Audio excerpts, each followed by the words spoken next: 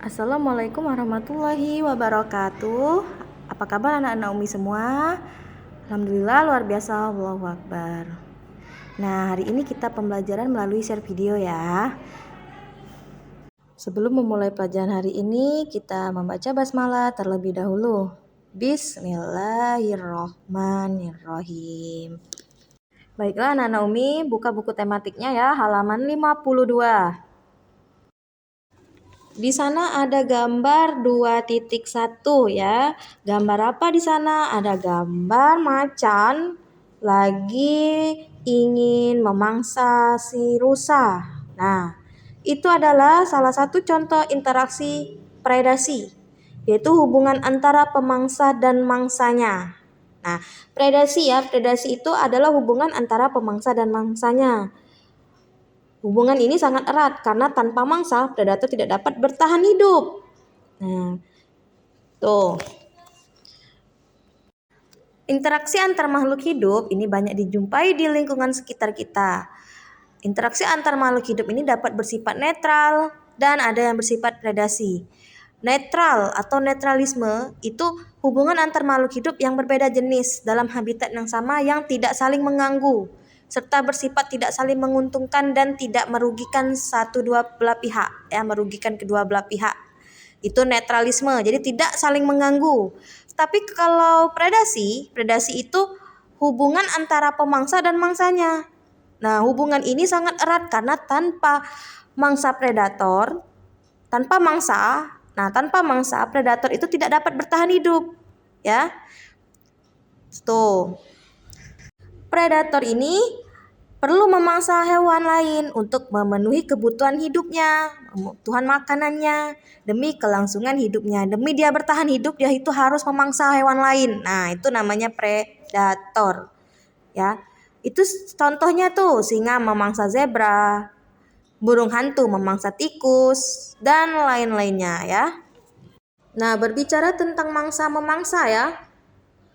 Mangsa-memangsa, pemangsa dan mangsa, makan dan memakan. Nah, itu adalah bentuk rantai makanan. Rantai makanan itu adalah menunjukkan adanya hubungan saling ketergantungan antar makhluk hidup. Nah, pada rantai makanan itu ada 3 komponen, yaitu produsen, konsumen, dan dekomposer. Produsen itu makhluk hidup yang dapat menghasilkan makanan sendiri. Contohnya tumbuh-tumbuhan, rumput, bunga, dan lain-lain. Konsumen itu yaitu makhluk hidup yang tidak dapat membuat makanannya sendiri dan bergantung pada produsen. Itu konsumen ya.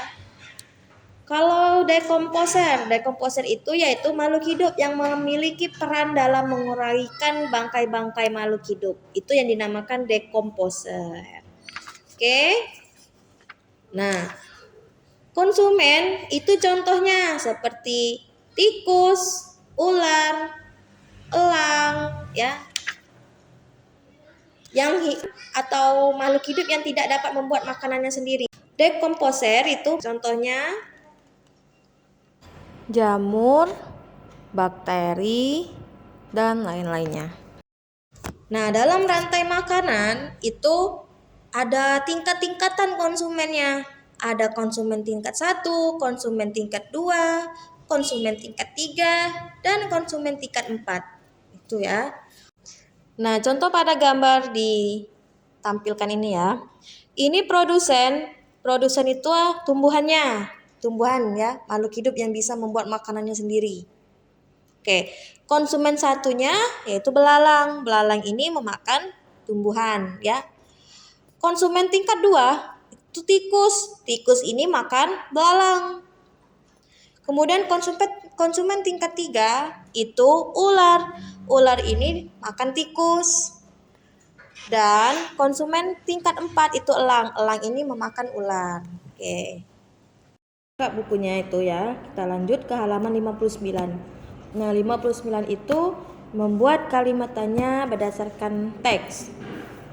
Atau membuat kalimat tanya itu ada jawabannya. Nah, membuat kalimat tanya berdasarkan apa kalimat jawabannya. Ingat kalimat tanya itu ada apa, di mana, kapan, bagaimana, mengapa, siapa? Nah, coba kalian isi sendiri ya dari nomor 1 sampai nomor 5 itu. Kita lanjut. Ini ada properti tari. Nah, properti tari ini sudah banyak ya, banyak sekali Umi jelaskan. Properti tari ini alat yang digunakan dalam pertunjukan tari. Tanpa properti tari, tari itu tidak akan menarik. Oke, sampai di sini dulu ya materi kita hari ini, pembelajaran kita hari ini. Jangan lupa belajar lagi. Kami akhiri. Assalamualaikum warahmatullahi wabarakatuh.